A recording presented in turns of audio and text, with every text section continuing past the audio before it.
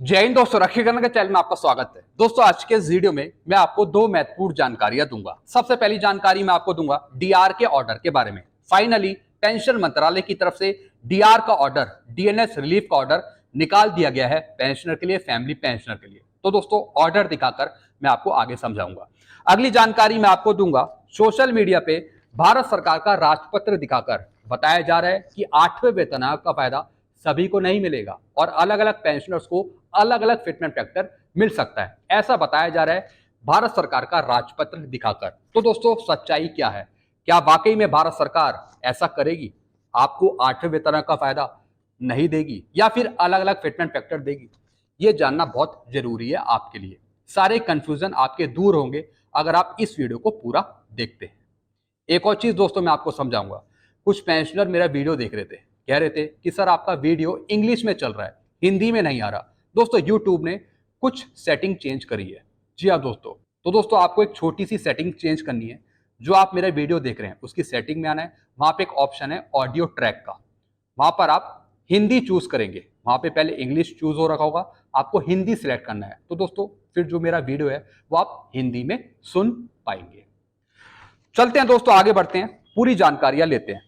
Video में आगे बढ़ने से पहले एक छोटी सी अपील मैं आपसे कर रहा हूं। अगर आप पहली बार मेरा चैनल देख रहे हैं या फिर ये वीडियो देख रहे हैं तो आप मेरा चैनल सब्सक्राइब भी कर सकते हैं, जिसका नाम है रक्षित खन्ना, क्योंकि ऐसी जानकारियां, सही जानकारियां आपको मिलती रहती है इस चैनल के माध्यम से। सबसे पहली जानकारी है डीएनएस रिलीफ के ऑर्डर के बारे में।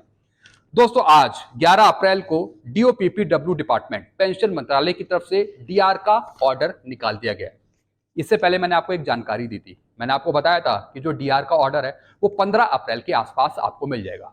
तो दोस्तों जैसे मैंने कहा वैसे ही हुआ, 15 तारीख से पहले आपको डीआर का ऑर्डर मिल गया। अब दोस्तों मोहर लग चुकी है, मोहर लग गई है। अब दोस्तों आपको डीआर का एरियर 3 महीने का अप्रैल में ही देखने को मिल सकता है, यानी 20 अप्रैल के आसपास। भारत सरकार ने जो आपका डीआर बढ़ाया, 53% से बढ़ाकर 55% किया, 2% की बढ़ोतरी करी, उसका एरियर आपको अप्रैल में देखने को मिल सकता है 20 अप्रैल के आसपास। बाकी जो आपकी अप्रैल की पेंशन है वो आपको 55% डीआर के साथ मिल पाएगी।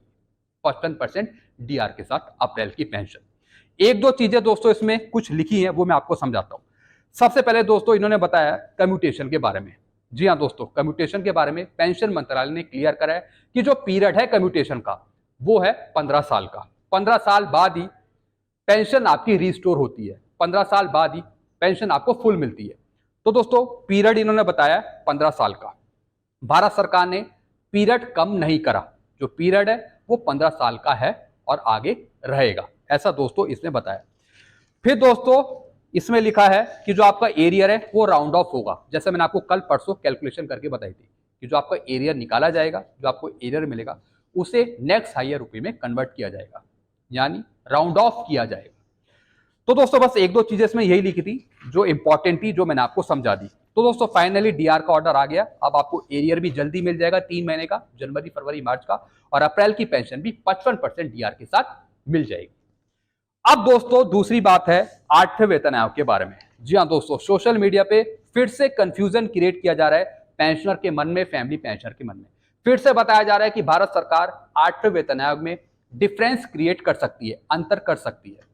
दोस्तों क्या ऐसा है, ये मैं आपको बताने जा रहा हूं। और दोस्तों सोशल मीडिया पे भारत सरकार का राजपत्र दिखाया जा रहा है, इसके तहत बताया जा रहा है कि आपको 8वां वेतन आयोग का फायदा नहीं मिल सकता या फिर डिफरेंस क्रिएट किया जा सकता है। चलते हैं दोस्तों, ध्यान से समझते हैं, सही से समझेगा दोस्तों, एक एक पॉइंट मैं आपको समझाऊंगा। लो भाई आ गया भारत सरकार का राजपत्र, इसका नाम है द फाइनेंस एक्ट 2025। जी हाँ दोस्तों भारत सरकार का जो राजपत्र है इसका पूरा नाम है द फाइनेंस एक्ट 2025। जी हाँ दोस्तों, और दोस्तों ये जो बनाया गया है, जो दिया गया है, किसके अंतर्गत दिया गया है? कानून के अंतर्गत। जी हाँ दोस्तों, ये फाइनेंस एक्ट कानूनी तौर पर पास किया गया है, कानूनी तौर पर, यानी दोस्तों इसके खिलाफ ना कोई संगठन जा सकता है, ना कोई पेंशनर जा सकता है, और ना ही कोई फैमिली पेंशनर जा सकता है। जी हाँ दोस्तों, भारत सरकार का जो राजपत्र है इस पे कानूनी मोहर लग चुकी है, यानी भारत सरकार अपने निर्णय ले सकती है। अब भारत सरकार स्वतंत्र है। जी हाँ दोस्तों, वो फ्रीडम है, अपनी तरफ से वो कुछ भी कर सकती है। अब दोस्तों आगे का लिखा है, सबसे पहले वित्त मंत्री जी ने लोकसभा में फाइनेंस बिल को पास किया। जिसमें कानूनी तौर पर भारत सरकार पेंशन भोगियों के बीच अंतर स्थापित कर सकती है उनकी सेवानिवृत्ति की तारीख को ध्यान में रखते हुए। जी हाँ दोस्तों, जैसा आपको पता है कुछ दिन पहले वित्त मंत्री जी ने लोकसभा में एक बिल पास किया था जिसमें कहीं ना कहीं ये लिखा था पेंशनर्स की पेंशन में अंतर किया जा सकता है उनकी डेट ऑफ रिटायरमेंट को ध्यान में रखते हुए। अब दोस्तों उससे ही काफी कंफ्यूजन क्रिएट हुआ। हालांकि बाद में वित्त मंत्री जी ने खुद ही क्लियर किया कि ऐसा नहीं है, यानी 8वें वेतन आयोग का फायदा सभी को दिया जाएगा। जी हाँ दोस्तों, यानी रूल्स में कोई संशोधन नहीं है, सिर्फ जो अभी रूल्स चल रहे हैं उसका वैलिडेशन हो रहा है। वित्त मंत्री जी ने यहाँ पे क्लियर कर दिया था। अभी मैं आपको वित्त मंत्री जी का मैसेज भी आगे समझाऊंगा। फिर दोस्तों आगे क्या लिखा है, यह कानून 1 जून 1972 से लागू हुआ। जी हाँ दोस्तों, यानी भारत सरकार के पास अथॉरिटी है कि वो पेंशन में अंतर कर सकती है, पेंशन में डिफरेंस क्रिएट कर सकती है पेंशनर की पेंशन में उनकी डेट ऑफ रिटायरमेंट को ध्यान में रखते हुए। जैसे कि दोस्तों 2006 से जो पहले आए हैं उनको एमएससीपी नहीं मिल रही, उनकी पेंशन अलग है। 2006 के जो बाद आए हैं उनको एमएससीपी दी जा रही है, उनकी पेंशन अलग है। या फिर जैसे पीएमआर हो गए उनको ओआरओपी नहीं दी जा रही, और 1 जुलाई 2014 से पहले आए हैं उनको ओआरओपी दी जा रही है। तो इस तरीके से जो डिफरेंस है वो क्रिएट कर सकती है भारत सरकार, और उस पर कानूनी मोहर लगा रखी है, कानून ने मोहर लगा रखी है कि भारत सरकार ऐसा कर सकती है। अब उसके अगेंस्ट कोई नहीं जा सकता। यही सब चीजें इस भारत सरकार के राजपत्र में लिखी है।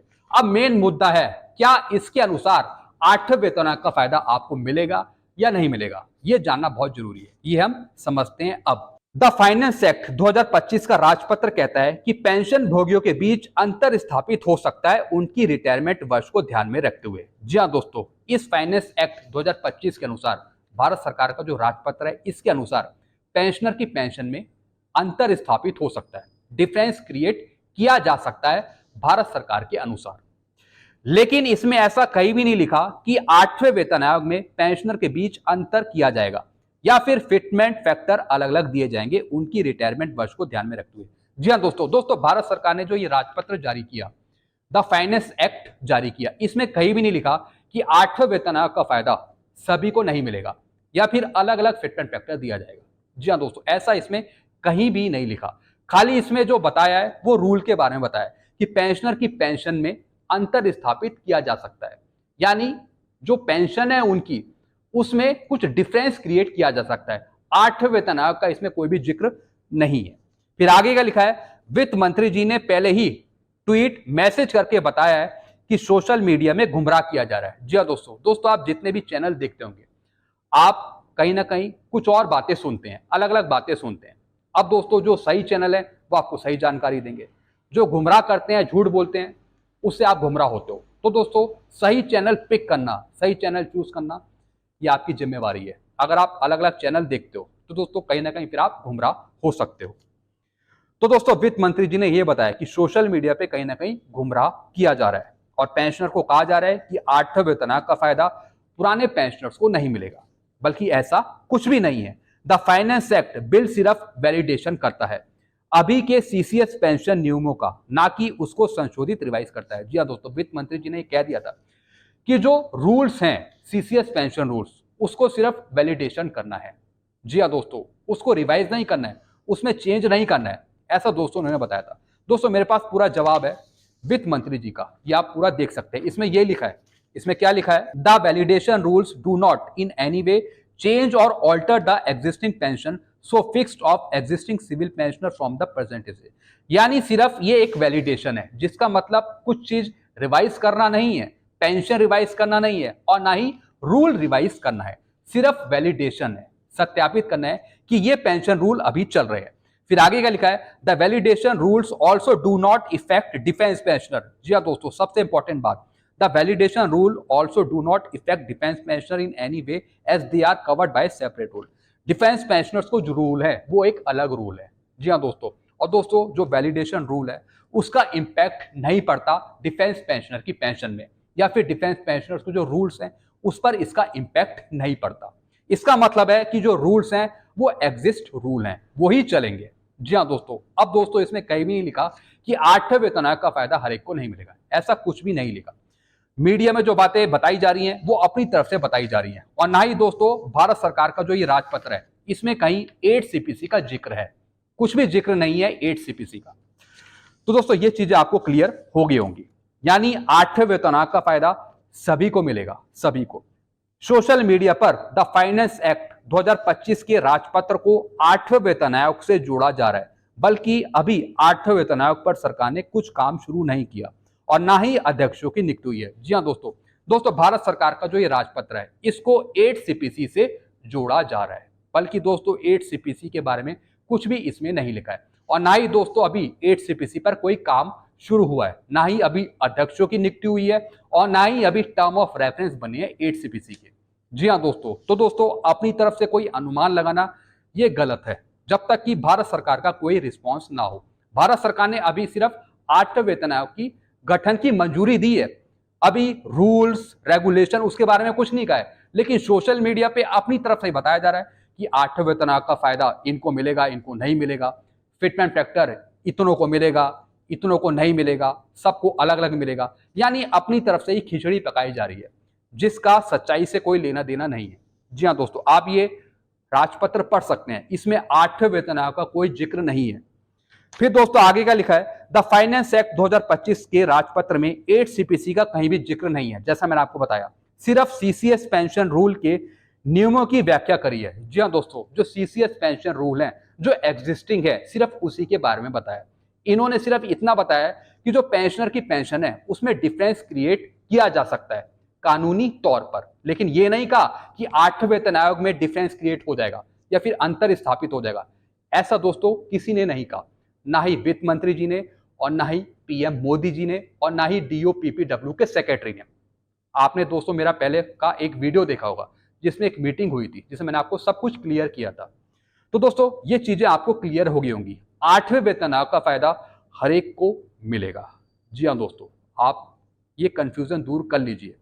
फिर दोस्तों आगे का लिखा है सोशल मीडिया पे बताया जा रहा है कि 2006 से जो पहले आए हैं उनको फिटमेंट फैक्टर 2.57 मिलेगा, 2006 से 2015 के बीच में आए हैं उनको 2.86 मिलेगा, 2016 से 2025 तक जो आए हैं उनको 2.96 मिलेगा, 2026 के जो बाद आएंगे उनको 3.26 मिलेगा। दोस्तों ये सब बातें मनगढ़ंत हैं, अपनी तरफ से बनाई गई है, बल्कि इसका जिक्र कहीं भी इस भारत सरकार के राजपत्र में नहीं है। ऐसा कुछ भी कहीं भी नहीं लिखा, अपनी तरफ से बातें बनाई जा रही है और बताया जा रहा है कि ऐसा हो सकता है, भारत सरकार कर सकती है। भैया जब भारत सरकार ने कुछ कहा ही नहीं है तो अपनी तरफ से बातें बनाकर पेंशनर को, फैमिली पेंशनर को कंफ्यूज या फिर गुमराह क्यों किया जा रहा है, मैं ये सवाल पूछता हूं। तो दोस्तों ऐसा कुछ भी नहीं होने वाला। फिटमेंट फैक्टर जो देगी भारत सरकार सबको एक ही देगी और दोस्तों भारत सरकार अपनी झोली के हिसाब से देगी जितना उसके पास बजट है। अगर दोस्तों ये सब फिटमेंट फैक्टर अलग अलग मिलते हैं तो दोस्तों भारत सरकार पे और बोझ पड़ जाएगा और उसका ज्यादा अधिक पैसा खर्च होगा। अगर आधों को वो 3.26 दे, आधों को 2.57 दे, आधों को 2.86 दे, इससे भारत सरकार पे और अधिक लोड नहीं पड़ेगा। दोस्तों ऐसा नहीं होगा, मिलेगा तो सबको एक ही फिटमेंट फैक्टर सभी को मिलेगा, अलग अलग किसी को नहीं मिलेगा। दोस्तों ये मेरी नॉलेज है पेंशन डिपार्टमेंट में काम करने की, जैसा आपको पता है मैं भी एक पेंशन डिपार्टमेंट में हूं। मैं आपको कभी कोई गलत जानकारी नहीं दूंगा क्योंकि दोस्तों मेरे वीडियो जो हमारे पेंशनर्स हैं, सिविल के पेंशनर्स, वो भी देखते हैं, वो भी अच्छी सब बातें समझते हैं कि मैं क्या बता रहा हूं। तो दोस्तों मेरा मकसद आपको गुमराह करना नहीं है बल्कि क्लियर कट जानकारी देना है। तो दोस्तों आप अपने मन से कंफ्यूजन दूर कर लीजिए, कोई डाउट मत रखिए, 8 सीपीसी का फायदा मिलेगा तो सबको मिलेगा। अगर फिटमेंट फैक्टर दिया जाता है भारत सरकार के द्वारा तो सबको एक जैसा मिलेगा। पेंशनर की पेंशन की बात कर रहा हूं, पेंशनर की पेंशन में जो उसमें फिटमेंट फैक्टर यूज होगा वो भारत सरकार एक ही देगी, अलग अलग नहीं देगी कि किसी को कुछ किसी को कुछ। भारत सरकार अपना नुकसान क्यों करेगी अलग अलग फिटमेंट फैक्टर देके। तो दोस्तों ये जानकारी मैंने आपको समझाई, कुछ और डाउट है तब आप दोस्तों नीचे कमेंट कर सकते हैं। ऐसी जानकारी अक्सर आपको मिलती रहती है इस चैनल के माध्यम से। आई होप सारे डाउट आपके क्लियर हो गए होंगे। कुछ और पूछना हो तो आप नीचे कमेंट करिए और आप अपने सुझाव भी नीचे रख सकते हैं। वीडियो में खत्म करता हूं। चैनल आपको पसंद आता है तो चैनल को आप सब्सक्राइब कर सकते हैं और वीडियोस को आप शेयर करना मत भूलिएगा। Thank you so much.